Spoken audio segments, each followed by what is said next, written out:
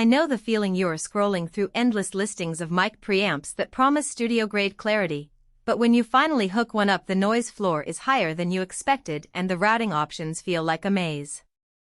It's easy to waste a good chunk of your budget on a unit that looks perfect on paper but leaves you scrambling in the control room. Link is in the description if you want to check the product details on Amazon. When I started looking at 8-channel solutions, the first thing that tripped me up was the sheer number of feature-rich units that actually hide a lot of compromise in their everyday workflow. You see a glossy photo of a rack-mount beast, a list of 24-bit/192 kHz converters, and you picture yourself pulling 8 perfect tracks in one go. The reality, though, is that most people never need 8 pristine channels at once, and the extra digital outputs can become a bottleneck if your interface can't keep up. That's why I wanted to dig a little deeper into the RME OctaMic II before I even thought about clicking Add to Cart.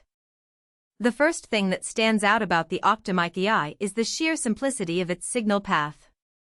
Each channel takes a low-impedance microphone, runs it through a transparent gain stage, and then converts it straight to 24-bit/192 kHz digital audio.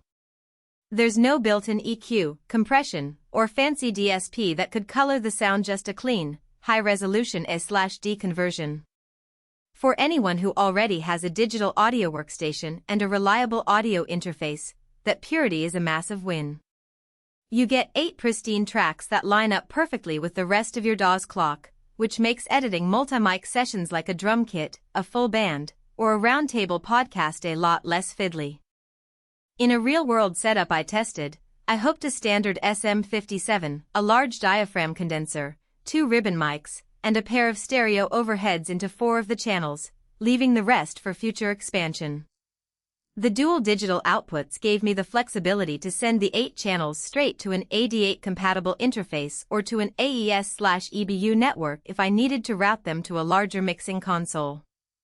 That kind of routing freedom is usually reserved for much more expensive rack units, so you can see where the value is really coming from. You're paying for a clean, high-resolution bridge between your mics and any digital system you already own.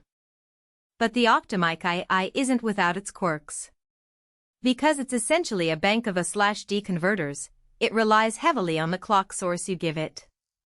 If your interface or DAW isn't locked to the same word clock, you'll start hearing jitter and the timing can drift, especially at the top end of the 192 kHz range.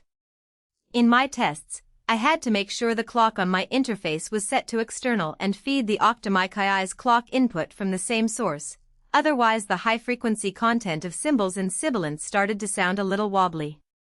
That adds a small layer of complexity that a solo podcaster or a bedroom singer might not want to deal with. Another practical point is the lack of analog line-level outputs. The unit is designed to go digital all the way, which makes perfect sense for a modern studio that already runs an ADAT or AES network. However, if you're working with a smaller analog mixer, you'll need an extra piece of gear to convert the digital streams back to analog, which adds cost and extra cabling.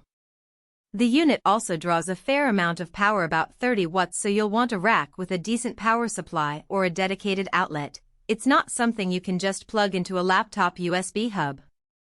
So who should actually consider the OctaMic II? If you're running a professional recording studio, a post-production house, or even a serious home studio that regularly records multiple sources at once, think drum rooms, orchestral sections, or multi-host podcasts, this unit is a solid investment. The clean conversion and the dual digital outputs mean you can scale your system without having to buy a new preamp for every extra mic. It also shines for live sound engineers who need to send multi-channel feeds to a digital console on stage. The AES/EBU output can feed a network of devices with virtually no latency. On the flip side, if you're a solo musician, a one-person podcaster, or anyone whose setup rarely exceeds 2 or 3 microphones, you'll likely be paying for capacity you'll never use. A smaller, single-channel preamp with built-in compression.